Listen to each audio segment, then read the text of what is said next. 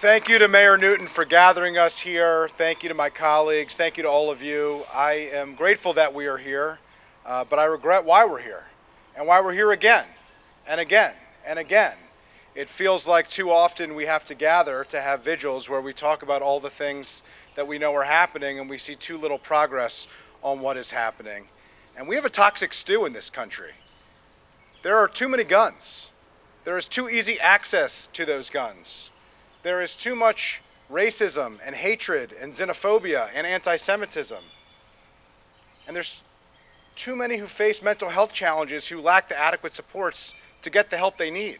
And when you mix too many guns and too easy access to those guns with all the other terrible things that are going on in our country, that toxic stew becomes deadly.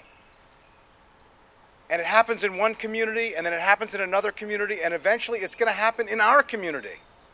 Unless we do something to stop it, what happens in one community risks the safety of all our communities. What happens to one of our neighbors risks the safety to all of our families.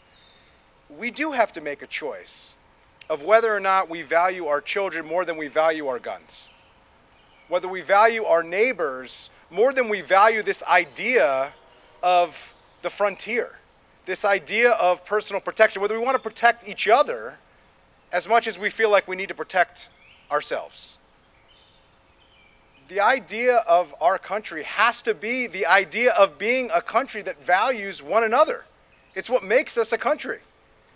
And until we make that choice, that we value each other more than we value ourselves, that we value the protection of all more than we value the idea, the sense of security for ourselves, which doesn't even exist when everybody else is unsafe, so are you.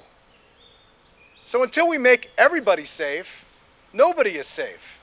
So this idea that one person's protection at the risk of everybody else's safety somehow keeps that one person protected is false. It's wrong.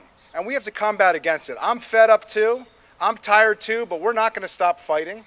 We're not going to stop pushing. We're not going to give up, because none of us are willing to look in the eye of a child and tell them that they're not safe at school, or tell somebody that they can't go to a movie theater, or tell somebody that they can't go and pray at their place of worship and not be safe, or have to tell them that and not know if they're telling them the truth. We can't accept that here in our community. We can't accept that here in our county. We cannot accept that in this country. I know that we're going to join together and we're going to fight it and we're going to push back, and we are not going to stop until this changes, because we know that lives depend on it, our children's future depend on it, and we can't stop until we've made it happen. Thank you very much.